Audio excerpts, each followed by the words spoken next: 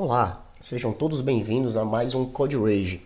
Irei trazer para vocês um assunto muito interessante que é falando sobre aplicações back-end nativas e escaláveis.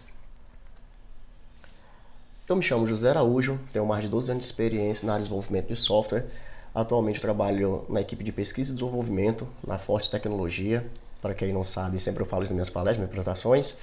Forte Tecnologia foi quem criou o Forte Report, esse tão famoso gerador de relatórios que é utilizado pela comunidade. Também sou palestrante, sou embarcadeiro MVP e quem quiser saber mais um pouco sobre mim é só acessar meu blog josearaújo.com.br. Irei abordar assuntos como escalabilidade, a parte 2 desse grande container web, o Nginx também, outro grande container web aí no mundo, ou Nginx como preferir chamar, servidores web, alguns dados interessantes, nativos versus VM, essa parte da apresentação vai ser uma parte bem interessante, polêmica, mas rica em informações. E por final iremos pôr a mão na massa, onde iremos ver como criar um back-end, startar um back-end com RadStudio, compilando para Linux e depois realizando o deploy em um servidor Apache. Ok? E aí por final ficam as perguntas, vocês podem já ir anotando no decorrer da palestra, ou se a nossa ferramenta online aqui puder interagir, já ir realizando as perguntas. No final a gente junta, faz um compilado das perguntas e tentamos atender ao máximo. Quando se fala em escalabilidade, quais as primeiras palavras que vêm na mente de vocês? Vamos lá, gostaria de começar já a apresentação já interagindo. Então eu falei, se a ferramenta puder interagir, vocês escrevam aí rapidamente, vou deixar vocês escreverem uns 10 segundos aí. O que vem na cabeça de vocês quando vocês pensam o que é escalabilidade? Não em definição, mas em palavras soltas mesmo. Vamos lá, vamos ver o que nós conseguimos extrair aí de informação. Quando eu quero falar palavras soltas, sei lá, a escalabilidade é o quê? É processamento, é custo, não sei, a concorrência, entendeu? E geralmente quando a gente pensa realmente em escalabilidade, vem logo essas palavras-chave em nossa mente. Eu gosto muito de perguntar, porque em outros eventos eu perguntei e eu obtive as mais diversas ideias e é muito interessante saber o que todos pensam com relação a um assunto. Vou adiantando logo aqui para a gente ir vendo o que a maioria das pessoas pensa, o que é escalabilidade. Acho que vocês foram colocando aí o que vocês pensam, mas vou adiantando aqui o que a maioria fala. Então pronto, escalabilidade na mente da maioria das pessoas é o quê? Está relacionado diretamente com processamento, com performance, paralelismo, disponibilidade e computação nas nuvens. Essas são as palavras que são mais lembradas nas apresentações que eu fiz, quando eu perguntava, as palavras mais lembradas quando eu perguntava o que era escalabilidade. Porém, eu gostaria de estar mudando um pouco a mente de vocês com relação à definição sobre escalabilidade. Na minha opinião, nos estudos que eu venho realizando, na minha opinião, escalabilidade está mais relacionado à mentalidade do que todas aquelas palavras-chave que nós vimos no slide anterior. Então, escalabilidade é mais uma questão de mentalidade, como o seu software está sendo construído.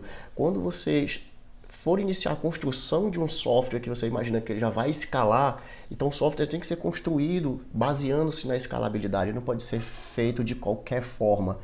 Nada adianta você ter uma API legada, né, baseada em client-server, em acessos únicos, né, não respeita estados de objetos, utiliza objetos globais. Então, nada de ter uma API legada e você pegar essa API e simplesmente converter para um back-end e querer que esse back-end escale. Eu lhe garanto uma coisa, seu back-end irá quebrar muito rapidamente, ok? E é muito fácil de testar isso, né? Você faz alguns testes ali de concorrência, você vai perceber que seu back-end se não tiver preparado, ele vai quebrar rapidamente. Outro problema muito comum que nós vemos em back-ends que não escala são o uso também de frameworks não preparadas. Nós passamos por um caso de uso na empresa onde eu trabalho que nós já estávamos com o software todo pronto, então nós utilizamos lá um engine de emissão de relatórios, se não me falha a memória, foi até um back-end feito em Ruby. nós utilizamos lá uma engine de emissão de relatório e simplesmente a gente, quando fez alguns testes de performance, né, teste de concorrência, os relatórios, quando a gente emitia, era relatórios sobre folha de pagamento. Então os relatórios, muitas vezes, eu, Araújo, pedi o relatório e vi um relatório para mim, era do Miguel ou do João, por exemplo. E nós sem saber o que entender. Quando a gente foi pesquisar mais baixo nível, nós percebemos que a framework de emissão de relatório ela não respeitava o estado, né? A imutabilidade dos objetos. Então, muitas vezes, objetos globais eram compartilhados, né? Pela mesma concorrência, acabava retornando relatórios irregulares, entendeu? Então, eu gostaria de mudar para vocês. Antes de vocês imaginarem todas aquelas palavras-chave, gostaria que a partir de hoje, escalabilidade para vocês fosse mais uma questão de mentalidade, né? De projetar o software, de como é desenvolvido o software. Falando um pouco agora sobre Web Service ou Containers Web, como você preferir, se destaca nesse meio, se destaca com grande distância. Nós vamos ver já um dado interessante. O Apache se destaca como sendo o maior servidor web ou container web do mundo, né? Atualmente ele se encontra na versão 2.4, a última versão estável dele que foi lançada.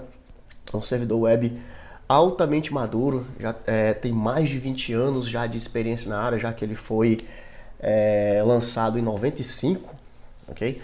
É um servidor web baseado em módulos, né? Você pode instalar módulos à parte dele, então ele é plugável, se ele é plugável, ele é extensível e ele é multiplataforma, ou seja, e roda nativamente. Primeira vez que a palavra nativamente está aparecendo, mas nós vamos ver ela bastante ao longo da apresentação. Então é um servidor de alta performance, foi desenvolvido especificamente para Linux, começou toda a história no Linux. Tem uma grande comunidade ativa por detrás do projeto, né? A Apache Foundation é uma grande organização e foi desenvolvido para Linux, mas ele também roda para Windows. Até onde eu sei, ele não tem a mesma performance no Windows como ele tem no Linux, que apesar de ele estar rodando nativamente tudo lá, mas onde ele se destaca realmente é na plataforma Linux. Ele suporta os mais diversos protocolos, até os que a gente nem imagina ele suporta, certo? Mas os básicos, os mais conhecidos são HTTP, HTTPS, FTP, CGI, tem suporte a load balance, failover, existe tem uma enxurrada de módulos para os mais diversos gostos que existem. Tem módulos para suporte a cache, a largura de banda, a controle de time, né, de timeout, instrumentação. Instrumentação é muito importante para o seu back-end, já que não é algo fácil de você estar debugando, né, analisando. Então você tem que ter uma boa instrumentação por detrás das requisições, que requisições foram sucesso, que requisições falharam, em que momento do dia teve picos de acesso, e dimensionar melhor o seu ambiente, né? No caso, se você estiver utilizando uma nuvem, por exemplo, uma AWS da vida. Então, em cima dessas instrumentações, você pode fazer uma análise melhor do que vai ser utilizado. Ele também tem módulos para acesso assíncrono a I/O, ok? Isso é fantástico, já que nós sabemos que existe um grande gargalo aí no acesso a I/O, apesar de ter evoluído bastante com nossos SSDs e os M2 SSDs. Mas ainda existe esse gargalo, então é interessante você poder fazer acesso assíncrono aos I/Os. E por último, né, se você tem algum back-end rodando IIS e você queira migrar ele para Linux e rodar ele no Apache, o Apache tem sim um módulo de IIS onde você pode configurar seu back-end, que antigamente rodava lá no IIS e pode rodar ele no Apache. É só instalar o plugin de Zap e tá tudo funcionando, ok? Continuando no mundo dos web services, outro que vem se destacando bastante é o Nginx, ou Nginx, como preferir. Vem ganhando uma boa fatia do mercado. Essa parte desse mérito se dá para o WordPress. A WordPress utiliza ele massivamente. O Nginx também ele é muito bom no que se trata de servir arquivos estáticos, exemplo CSS, JavaScript, imagem, vídeos. Tem um gerenciamento melhor de memória, né? Por ele ser mais enxuto, ele tem um bom gerenciamento de memória. Pode ser utilizado também como proxy reverso, acho que é das maiores utilizações dele, é como proxy reverso, servir ali de frente das requisições. uma vez que existe um dado muito interessante, até um pouco antes dessa palestra tirei esse dado, que fizeram um teste nele, né? De manter 10 mil conexões no modo Keep Alive, e ele simplesmente estava consumindo 2,5 megabytes de memória. Somente isso, certo? Mantendo aí 10 mil conexões no estado de Keep Alive. Então ele é muito robusto. E ele roda nativamente, né? Multiplataforma nativo, ok? E um caso de sucesso muito bacana que eu vi no uso do Nginx foi num QCon que eu vi, não me lembro agora em qual edição foi, me falhou a memória, mas foi um caso de sucesso da Globo, na Copa, da transmissão da Copa. Vocês veem como eu entendo de futebol, não sei nem quando foi a última Copa. Então, onde eles queriam transmitir streams, né, de várias resoluções diferentes para vários dispositivos. E eles procuraram, lógico, outros web servers, mas nem todos eram tão bons em servir arquivos estáticos como o Nginx era. Como o Nginx na verdade.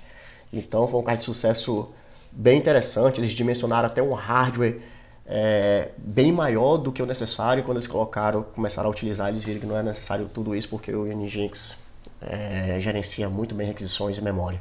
Então é outro servidor web que ganhou um destaque aí e merece nossa observação. Trazer para vocês um dado interessante extraído dessa ferramenta online, onde ela faz métricas e estatísticas de várias ferramentas web no mundo ou de outras ferramentas. Pesquisei nela sobre web server, estatísticas sobre o web server, passando aí o dado, né, a métrica de top 1.000.000 de sites no mundo.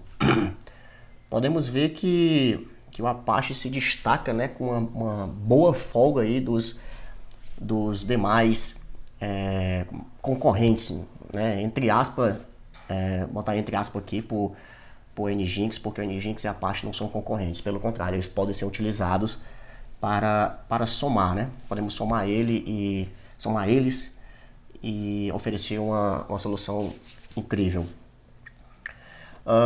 Em segundo vem aí o Nginx e depois os demais. Então podemos ver o quão robusto, né, o quão maduro, estável é o Apache. O mercado por si só já fala, os números falam, não precisa o Araújo estar explicando muito o quão robusto o Apache é. Chegamos numa parte muito interessante da apresentação, que é falar sobre nativos versus VM. VMs que eu falo são as VMs que nem .NET, Java e por aí vai. E falar um pouco sobre performance, né? Sobre esses dois conceitos. Só que quando eu abordo performance, eu não quero falar sobre velocidade, ok? Velocidade de processamento, velocidade da linguagem, seguindo nesse raciocínio. Eu quero falar de performance a nível de recurso de máquina, né? Ou seja, se eu pegar uma aplicação nativa e pedir para rodar, o que eu preciso para rodar uma aplicação nativa, o que eu preciso para rodar uma aplicação baseada em uma virtual machine, ok? Se eu pedir aqui uma aplicação, se eu criar aqui um novo projeto, ok? Pedir para compilar ele nativamente para Linux, utilizando o RadStudio, o que eu preciso para rodar ele lá no Linux? Não preciso de mais nada, uma vez que ele já foi compilado para aquela plataforma. Então basta eu rodar e já está tudo ok. Se eu quiser rodar uma aplicação, um Hello World feito em Java ou em .NET, se eu pegar uma máquina aqui zerada, acabei de formatar a máquina, não instalei nada, se eu pedir para rodar essa aplicação, ela vai rodar? Não vai, né? Então realmente as VMs exigem uma performance maior das máquinas a nível de recursos de máquina, né? Memória, processador, mas a nível também de consumo de recursos. Okay? E aí, pegando esse conceito de performance baseado em recursos de máquina, levando isso para a computação nas nuvens, é um grande diferencial, ok? Porque quanto menos recurso de máquina numa nuvem dessa sua aplicação consumir, vai impactar diretamente no custo e manutenção da sua aplicação na web, ou quer dizer, desculpa, na nuvem. E isso vai impactar diretamente na lucratividade do projeto, falando em grossos modos aqui, ok? Isso é tão real que se você pesquisar um pouco sobre nuvem e você for lá dimensionar uma máquina Linux e outra máquina Windows, você vai ver que o valor diferença das duas é gritante. Assim, é uma diferença muito grande do valor de hora de processamento de uma máquina Windows e Linux. Então, ou seja, performance, não só a nível de velocidade, mas a nível de recurso de máquina é muito importante, se tratando de back-ends, web server, e falando nisso, hoje em dia, o assunto que está aí é computação nas nuvens. Então, isso é algo a se avaliar bastante. Bom, eu não poderia falar de VM, sair do assunto VM sem dar um destaque aqui para a VM da Erlang, né? Foi criada pela Ericsson, uma VM totalmente baseada em alta concorrência, em programação concorrente, tanto que ela foi criada pela Ericsson para poder atender as suas necessidades, né, de alta concorrência nesse setor de telefonia. Ninguém aqui nunca ligou para a esposa ou para a mãe e veio uma voz dizendo que espere alguns minutos que estão fazendo o deploy da aplicação. Então não vou entrar muito em detalhes sobre essa tecnologia, gostaria que vocês dessem uma pesquisada depois. Destacando também aqui o Elixir, a linguagem de programação que roda em cima da máquina virtual Erlang, que foi desenvolvida por um brasileiro, José Valim, vocês podem até dar uma pesquisada. Essa semana que passou agora antes do evento, teve uma matéria que foi destaque e a linguagem e a tecnologia vem ganhando muito espaço. Então fica aí o meu adendo na apresentação. Saindo um pouco aqui do mundo de web servers, né, e máquinas virtuais, vamos estar aqui e falar um pouco sobre aplicações nativas e dar um destaque para o iOS, a versão operacional da Apple. Ele é Unix-like, roda nativamente, é totalmente otimizado para o seu hardware, né? E quase todo mundo gosta, né? Pelo menos eu não gosto da Apple, tenho minhas opiniões. Mas o que eu quero destacar aqui com esses tópicos é do poder do ambiente nativo. Não adianta a gente... várias pessoas se perguntam, né? Rapaz, por que o iOS ele roda em um processador dual core com 1 GB de memória e a performance é incrivelmente melhor do que a do Android, se colocado no mesmo hardware? Por que o Android precisa de tanto mais recursos de máquina para se equiparar à performance de um sistema operacional como o iOS? Isso se dá por conta de ele estar rodando em cima de uma VM. Isso aí não tem para onde a gente correr, que eu já falei no slide anterior. Como ele está rodando em cima de uma VM, ele precisa de muito mais recurso de máquina. Então isso é um fato. Mas aí eu gostaria de destacar o quê? Que ano passado, em 2017, aconteceu mais um Google I/O. E no Google I/O eles apresentaram o Kotlin, né, como sendo a linguagem oficial agora da Google para desenvolvimento de aplicativos Android, né? Então agora a Kotlin é isso. E eu assisti online o evento, e quando eu vi eles anunciando isso, eu rapidamente fui lá no Facebook, numa comunidade de Java que eu participo. Eu sei programar Java também. E eu falei isso daí. Acho que essa imagem fala um pouco sobre o futuro do Java na plataforma. Só acho. O que eu quis dizer com isso? A Google anuncia uma nova linguagem como sendo a linguagem padrão agora de desenvolvimento para dispositivos dela. E deixou bem claro na imagem que em breve essa aplicação estaria, né, essa linguagem teria o poder de estar compilando nativamente. Então eu fiz esse comentário, recebi uma enxurrada de outros comentários, meio que a galera entendeu implicitamente que eu quis dizer que eu já havia sumido da plataforma, e assim, a minha opinião, não agora, certo? Mas a longo prazo, quem sabe. E depois, poucos dias depois, eu fiquei tipo frenético vários dias lá, todo dia eu acessava a página do Kotlin para ver se eles já tinham oficializado a parte nativa, e foi mais rápido do que eu imaginei. Pouco tempo depois, não lembro quanto tempo, mas foi ainda no ano passado, eles lançaram a versão do Kotlin que já estava compilando, fazendo um teste compilando lá para ambiente Linux, compilando nativamente. Então, gente, não existe nada de graça, né? A Google não investir tanto, dizer que está mudando de linguagem, essa linguagem suporta compilação nativa. Então, ou seja, para mim é uma questão de tempo, é só você parar um pouco para pensar, uma questão de tempo da chave virar, certo? Lógico que o O mundo Java em cima do Android é um mundo gigante, mas aos poucos, na minha opinião, isso vai virando, ok? E aí você imagina hoje, por exemplo, você ter um mesmo smartphone com poder de processamento que um iPhone desse tem, só simplesmente com, sei lá, 2 core e alguns gigas de memória, e o Android rodando com esse mesmo poder de hardware, né, na mesma velocidade, e o custo-benefício, o custo do aparelho muito menor. Aí não vai ter para onde correr, né? Eu acho que o Android vai dominar de vez o mundo e é isso que eu vejo, essa é a minha previsão. Bom, esse slide aqui basicamente é para dar um destaque ao sistema operacional Linux. Eu sou suspeito em falar sobre ele, eu utilizo o Linux desde sempre, desde da minha primeira máquina, um K62500, que foi a partir dali que eu vi o quão robusto o Linux era. Logicamente, ainda tem uma lenda urbana de que Linux é difícil de operar, de utilizar, mas isso não é mais verdade. A nível de desktop ele já evoluiu bastante, e a nível de servidores, então, não tem nem o que falar. Com certeza é o servidor mais utilizado no mundo. Então, não sei nem muito o que falar sobre o Linux. Sou suspeito em falar, resumindo. Mas eu gostaria de falar um dado muito incrível para vocês. Ano passado eu palestrei, fui um dos palestrantes da Embarcadero no TDC, e uma das trilhas que eu escolhi, né, tinha direito a algumas trilhas, eu escolhi uma lá que era de SQL Server, porque uma me chamou muita atenção, que era falando sobre o SQL Server para Linux, ok?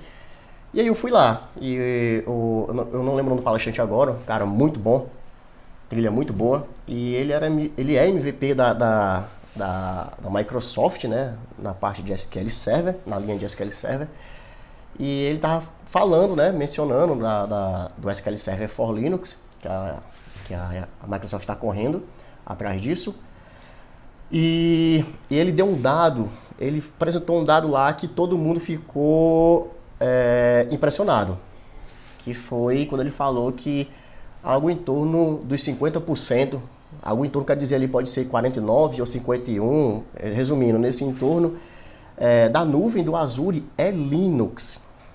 Você está entendendo isso? Assim, como assim? 50% do Azure é Linux. Então, ou seja, mais uma vez, não existe nada de graça. A Microsoft vê o quão robusto o Linux é, e ela não teria condições de fazer uma nuvem no mundo de hoje, né? no mundo de servidores web, sem ter o Linux por detrás. E assim, até ele brincou um pouco, que ele falou assim, rapaz, isso é tão impressionante que é como se a Oracle tivesse uma nuvem e 50% da nuvem da Oracle fosse SQL Server. É um dado muito doido, assim, eu fico até imaginando, rapaz, é como se 50% do McDonald's fosse, sei lá, Burger King, entendeu? Tô viajando aqui já, mas isso, é um dado muito impressionante. Com o advento aí da nuvem, você não aprender Linux, cara, assim, tem que começar. Comece, veja, experimente, porque esse dado já diz tudo, ok? Então fica a minha dica.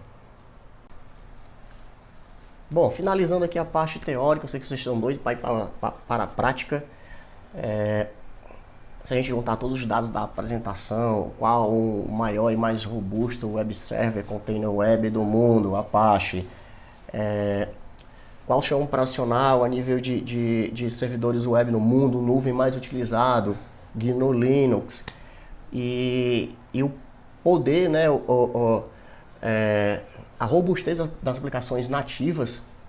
Então, esse conjunto de RadioStudio compilando para Linux e um back-end, ou seja ele WebBroker ou DataSnap, e fazer o deploy dele no Apache, essa solução tem tudo para dar certo, desde que você mude sua mentalidade sobre escalabilidade. Então foi uma das features mais, pelo menos por mim, mais esperadas, e é isso, vamos para a prática.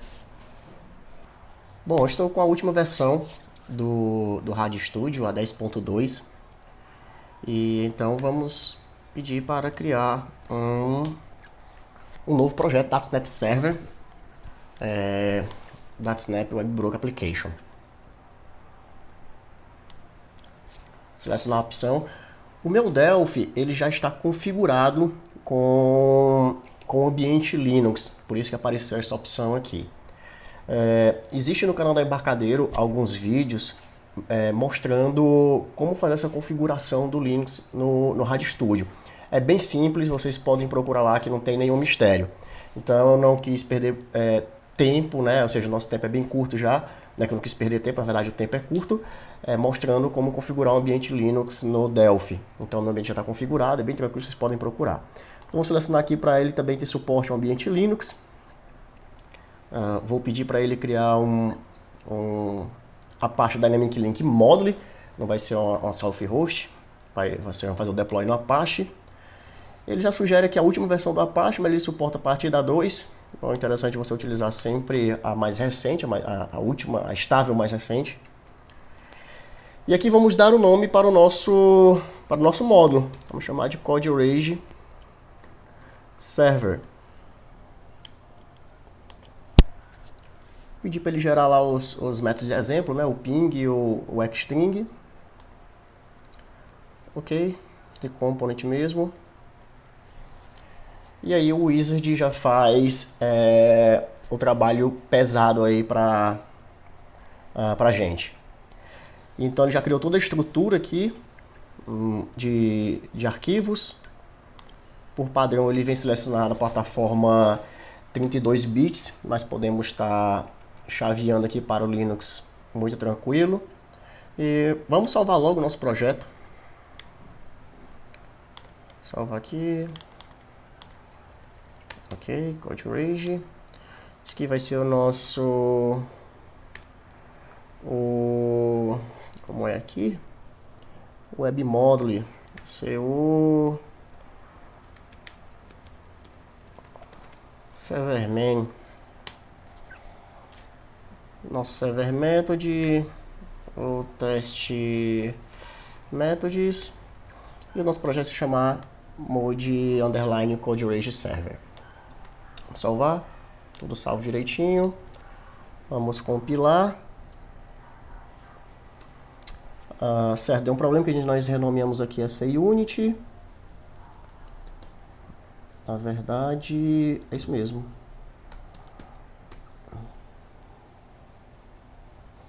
Esse daqui, né?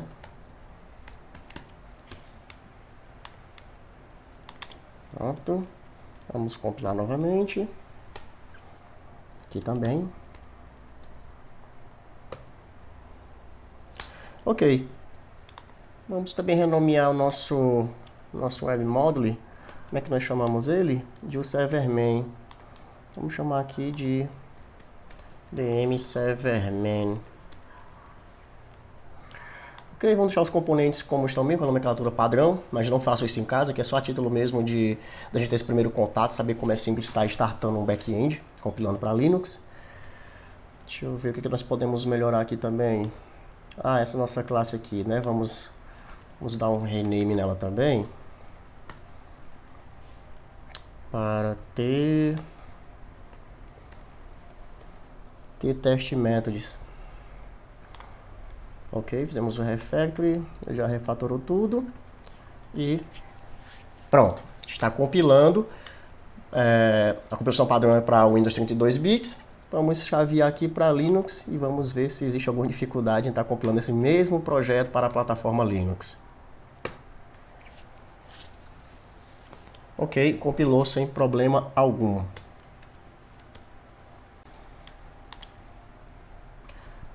Uma vez compilado o nosso projeto, nós podemos ter acesso já aqui ao binário.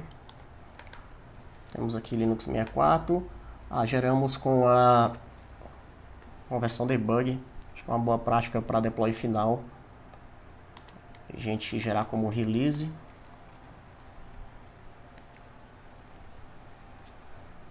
Pronto. Ok, gerei como release. Vamos aqui agora release. Nós temos aqui o nosso módulo final que a gente vai realizar o deploy. Vou realizar a cópia do nosso módulo gerado, aproveitando aqui o ambiente gráfico do meu host do Ubuntu que eu estou utilizando, 1704, aliás. No caso, se você estivesse trabalhando numa Amazon da vida, vocês teriam que trabalhar totalmente via terminal. Então vou copiar aqui para um diretóriozinho que eu criei, chamado Code Rage, não, é projetos. Vamos aqui, projetos, Delphi Code Rage. Vou colar, ok. O próximo passo é a gente criar os arquivos de configuração necessários para realizar o deploy no Apache.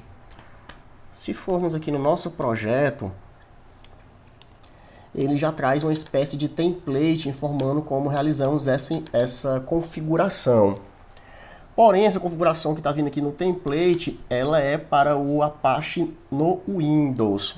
Tem uma diferença nos arquivos de configuração, na configuração do Apache do Windows e do Linux. Não é uma diferença muito grande. Na verdade, eu acho até o Linux mais organizado do que as configurações do Windows.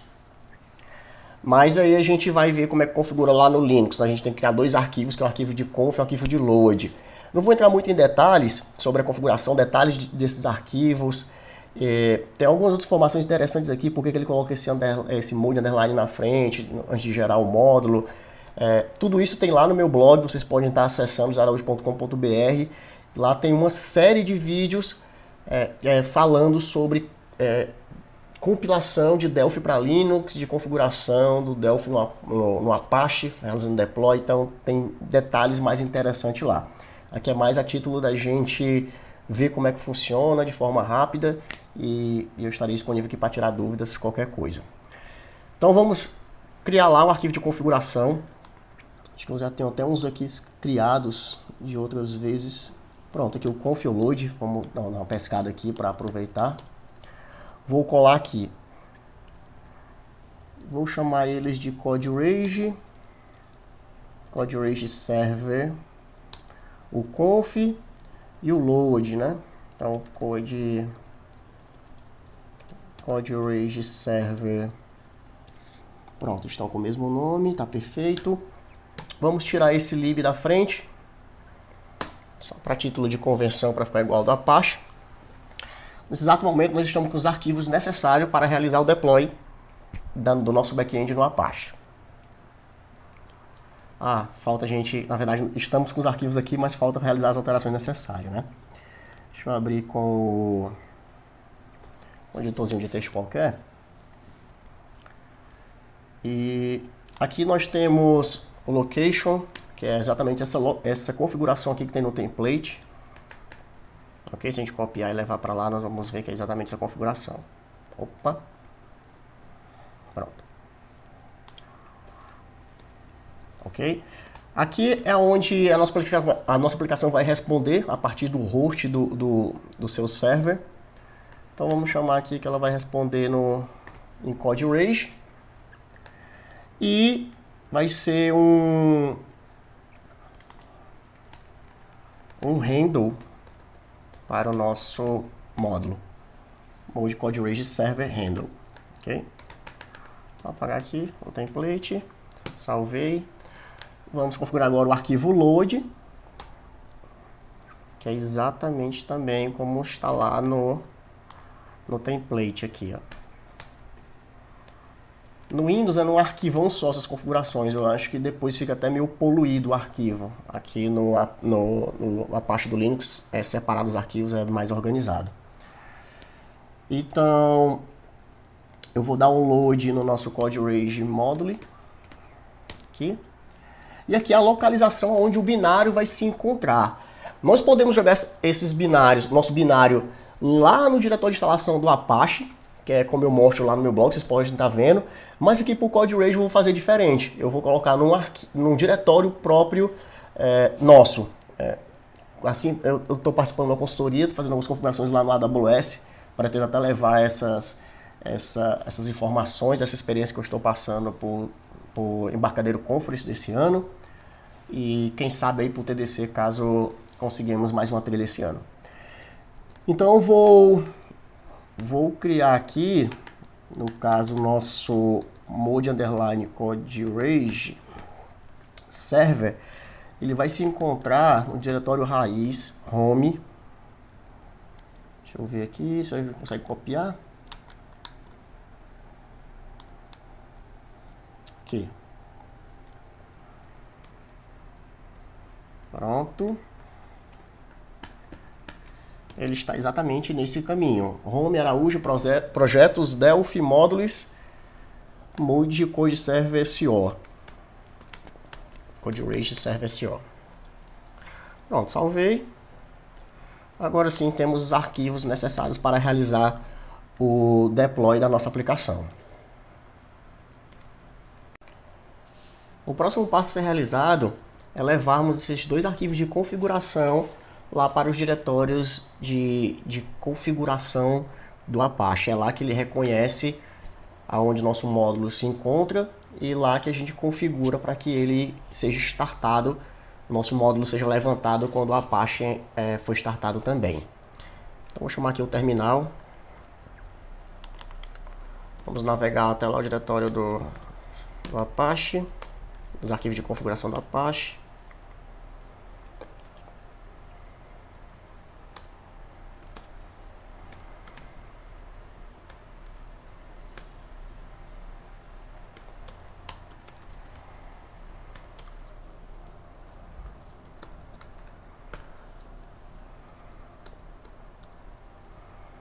Então, ls aqui, que são todos os módulos que podem ser habilitados para o Apache. No diretório mods available tem todos os módulos que podem ser habilitados e no enable tem todos os módulos que estão habilitados, que estão sendo carregados junto com o Apache. Então vamos mover os nossos arquivos de configuração para cá. Eles estão lá dentro de...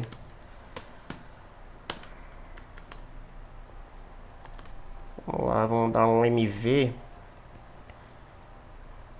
Acho que temos que disparar como sudo, que estamos num diretório de administrador.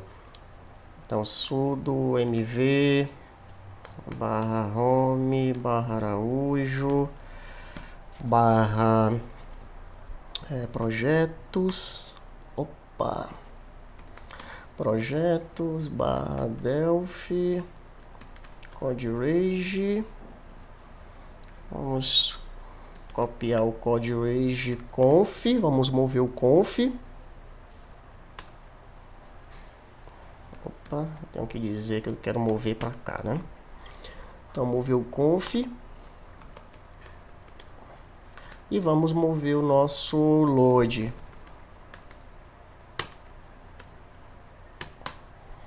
Ok, se eu pedir para dar um ls de novo aqui, vamos ver que os nossos arquivos estão aqui.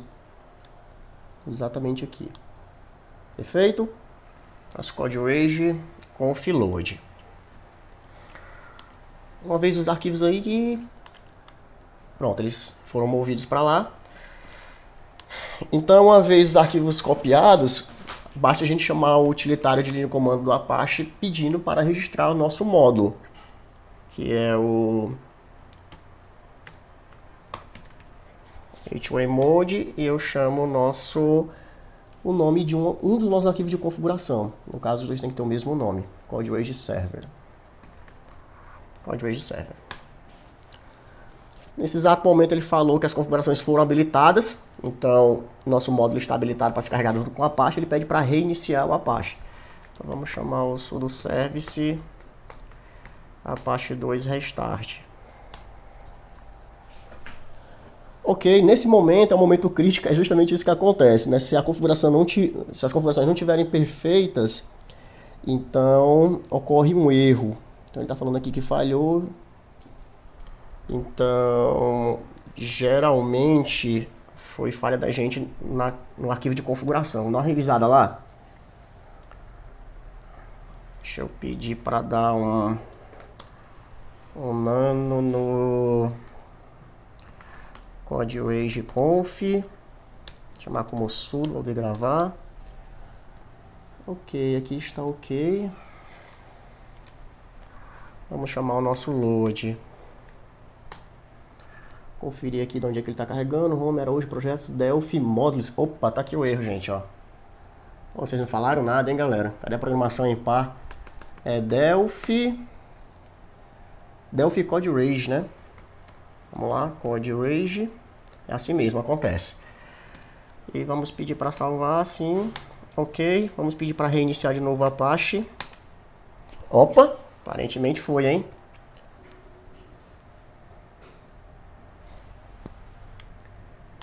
Vamos ver se o Apache está levantado.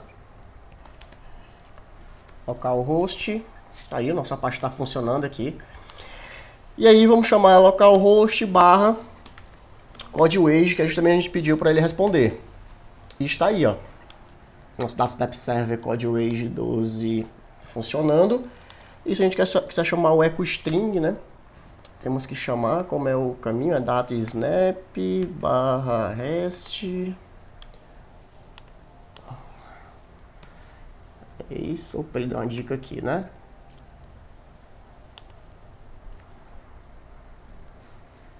Esse aqui. Deixa eu pegar o nome da nossa classe. Test methods, EchoString.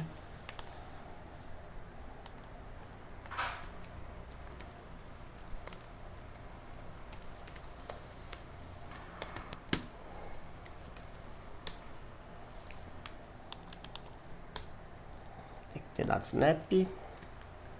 Um minuto.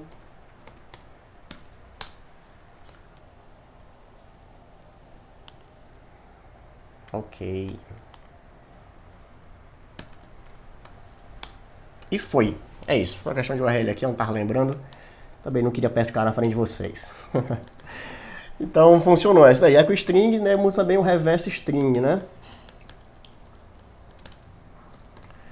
Reverse string. Então está aí o Juara. Então podemos ver que não é um bicho de sete cabeças. Espero que tenham gostado da apresentação, que eu tenha sido claro. E vamos então começar a sessão de perguntas. Vamos lá, galera.